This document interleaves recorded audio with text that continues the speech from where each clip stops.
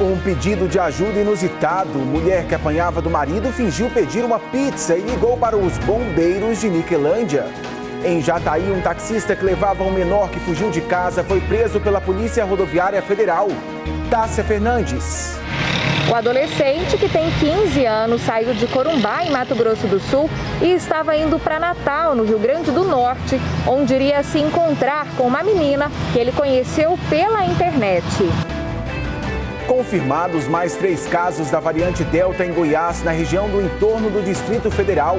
Itumbiara separou para hoje quase 2.000 doses de vacina contra a Covid-19 para aplicação da primeira dose.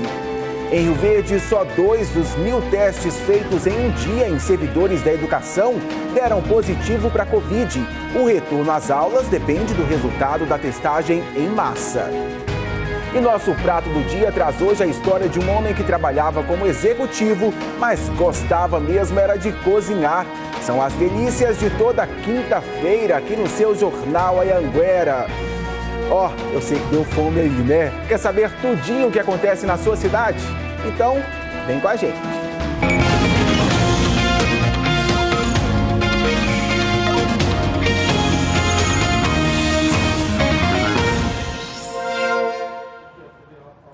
Olá, muito bom dia para você, seja muito bem-vindo ao nosso Jornal Anhanguera desta quinta-feira. A semana tá passando voando, né? Agora 11h49, bom jornal pra gente. Vamos começar. E a gente já começa falando da atitude corajosa de uma mulher que conseguiu chamar o socorro pelo telefone no momento em que ela estava sendo agredida pelo marido. A vítima teve que fingir que estava ligando para a pizzaria e o Bruno Mendes vai contar essa história direitinho pra gente. Oi, Bruno, bom dia para você, bem-vindo.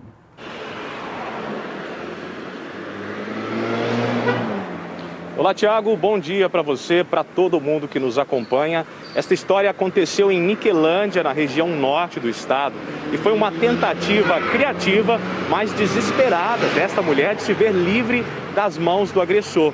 A nossa produção conversou por áudios, mensagens com esta mulher. Ela não quis gravar entrevista, ainda está assustada com a situação, mas contou que durante a madrugada ela foi agredida pelo companheiro, que inclusive estava embriagado.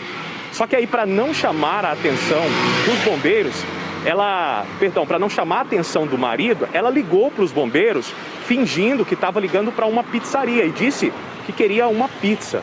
A gente, inclusive, conversou com o pessoal dos bombeiros lá de Niquelândia. Eles mandaram um vídeo pra gente contando os detalhes de como foi essa ligação inusitada. Vamos ver um trecho do vídeo.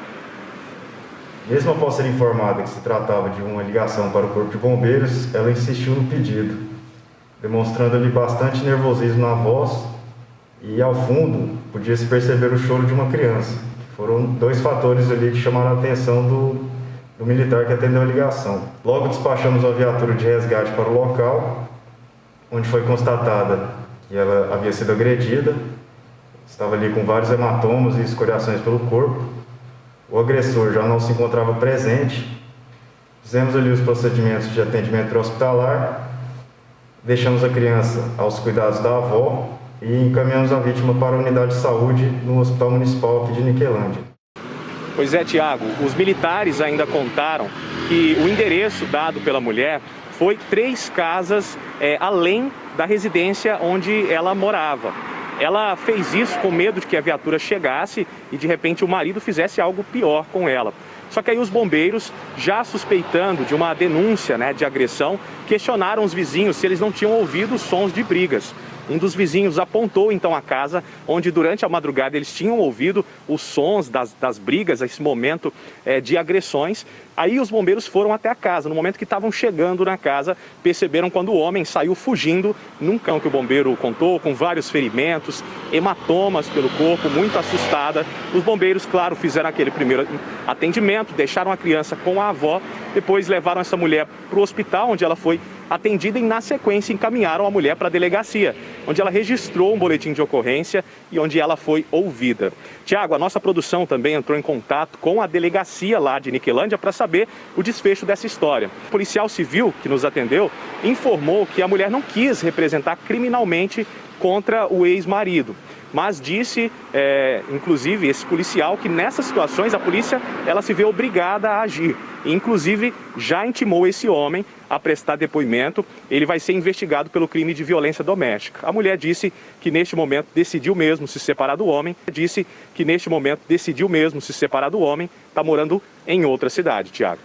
É a Lei Maria da Penha, independentemente da mulher continuar ou não com uma denúncia, a polícia trabalha na investigação. Não é isso, Bruno? Me chamou muita atenção no momento de desespero a mulher conseguir pensar em tudo isso e, claro, também na inteligência do Corpo de Bombeiros que chegou junto ali e conseguiu entender toda a história. Obrigado por sua participação. Um abraço para você, Bruno. E um homem foi morto em Buriti Alegre durante confronto com a polícia militar. Segundo a PM, ele estava na cidade para matar o diretor de um presídio do interior do estado. A repórter Luana Nunes tem os detalhes. A polícia chegou até Alisson Pereira da Silva, de 24 anos, por meio de investigações. Essa foi uma ação em conjunto da Polícia Militar de Caldas Novas e também da Polícia Militar de Piracanjuba, para conseguir encontrar esse homem em Buriti Alegre. Durante a prisão, houve confronto com a polícia. Alisson teria tentado fugir pulando o muro da casa e acabou sendo baleado. Segundo informações repassadas pela Polícia Militar, Alisson teria participado de um homicídio de um membro de uma facção criminosa em Cristianópolis e estaria em Buriti Alegre escondido. Segundo a polícia, nas investigações, foi descoberto também que Alisson teria a intenção de assassinar o diretor de um presídio de uma cidade do interior de Goiás. O Alisson foi levado para a Santa Casa de Misericórdia de Buriti Alegre, mas não resistiu. No local em que ele estava, foi apreendido 1 quilo de cocaína pura e uma arma. Valeu, Luana. Uma moradora de Porangatu está desaparecida há mais de uma semana. A família está desesperada, claro, por notícias de Vanessa Rodrigues da Silva. Ela é vendedora, tem 31 anos e não tinha o costume de sair sem avisar os parentes. Vanessa Rodrigues da Silva está desaparecida há aproximadamente 10 dias. A polícia, a família contou que a mulher tinha um relacionamento conturbado com o companheiro e que já teria sido agredida por ele. Segundo consta no boletim de ocorrência, um dia antes do desaparecimento, vizinhos teriam ouvido a vendedora pedir socorro. O menininho mais velho, que tem 9 anos, falou assim: tia, desde o dia que eu vi, eu não consigo dormir e eu tenho medo de abrir a porta. Eu falei, por quê? Porque eu tenho medo de encontrar a mesma cena. Eu falei, que cena, meu filho? Aí foi onde ele contou pra gente o relato que aconteceu, que ele viu todinho, né? O pai em cima da mãe, agredindo. A última vez que a família teve notícias da Vanessa foi no dia 8 deste mês.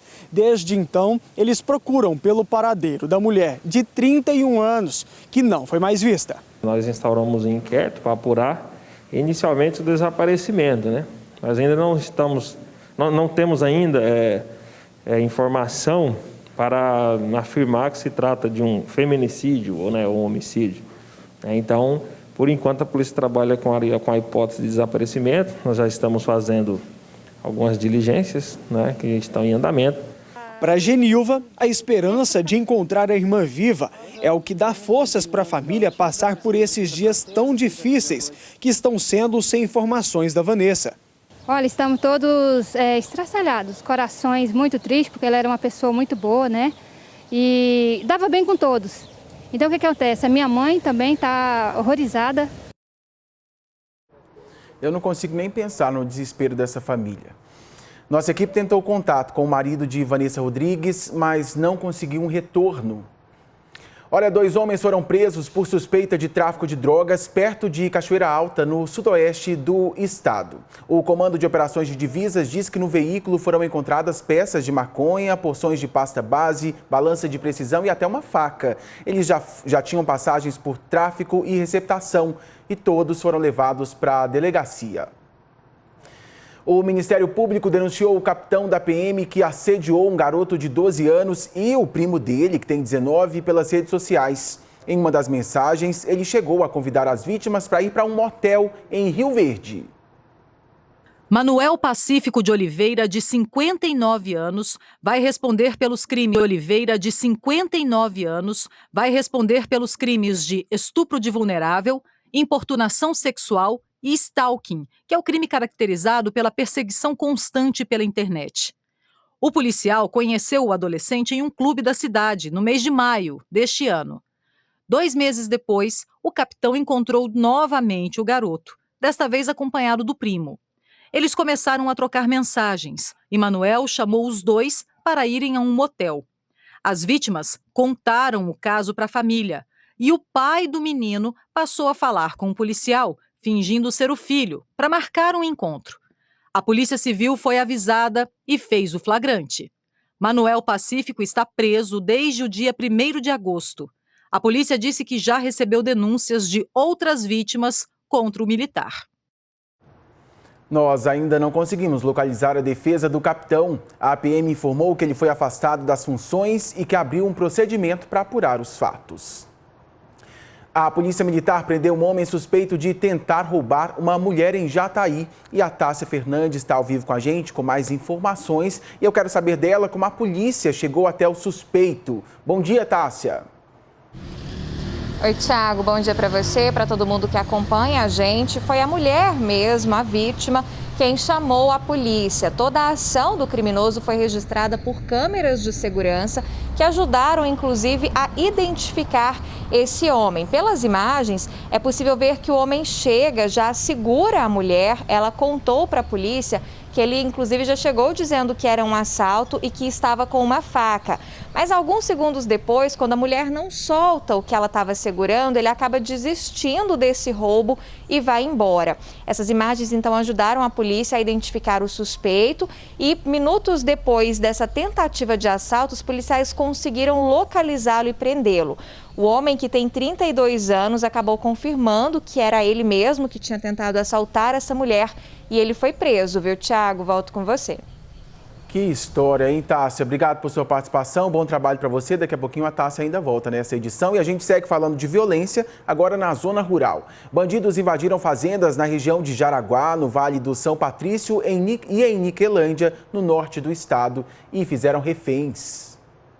Numa fazenda na região de Bom Sucesso, a cerca de 22 quilômetros de Jaraguá, o senhor, que é produtor rural, contou que estava no banho quando foi rendido por 2 criminosos armados que anunciaram um assalto. Ele disse para a polícia que os bandidos exigiam o tempo todo armas e a chave de um carro do fazendeiro.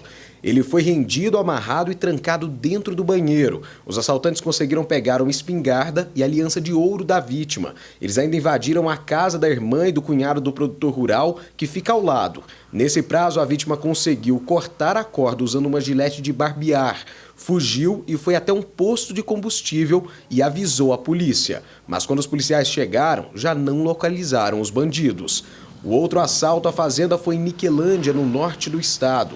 2 assaltantes invadiram a propriedade e renderam o caseiro, a mulher dele e o filho, um bebê. Eles conseguiram roubar da fazenda um motor de barco, 4 celulares, 2 botijões de gás de cozinha e cerca de R$2.000 em dinheiro. E ainda levaram o caseiro como refém na fuga. Abandonaram ele num trevo e tomaram rumo ignorado. Meu Deus. Olha, 10 cabeças de gado que tinham sido furtadas de uma fazenda em Goiandira foram recuperadas. Os animais estavam em uma fazenda próxima ao local de onde foram levados. Para tentar driblar a fiscalização, os receptadores tinham colocado até uma nova marca no gado. Apesar disso, o dono reconheceu o rebanho. A polícia continua as investigações para descobrir quem furtou os animais. Lembra do homem que foi preso no Ceará e que aplicou golpes aqui em Goiás? Ele se passava por funcionário da Receita Federal para vender produtos. Pegava o dinheiro das pessoas e nunca entregava. Foram pelo menos 8 vítimas aqui no estado. Nós mostramos esse assunto na última terça-feira, que ficou conhecido como o golpe do Dom Juan, porque o estelionatário também se aproveitava do fato de ser bonito para enganar especialmente mulheres. Nessa reportagem, nós exibimos imagens cedidas pela Polícia Civil de Goiás para a imprensa, em que o suspeito de aplicar os golpes aparece ao lado de um helicóptero. O nome da empresa de táxi aéreo Norbatstar do Ceará, que é dona do helicóptero, não tem nada a ver com os crimes de estelionato praticados pelo homem que foi preso. Inclusive, a empresa não é investigada pela polícia por não ter qualquer envolvimento no caso. Está feita aí a correção e, pelo erro, nós pedimos desculpas.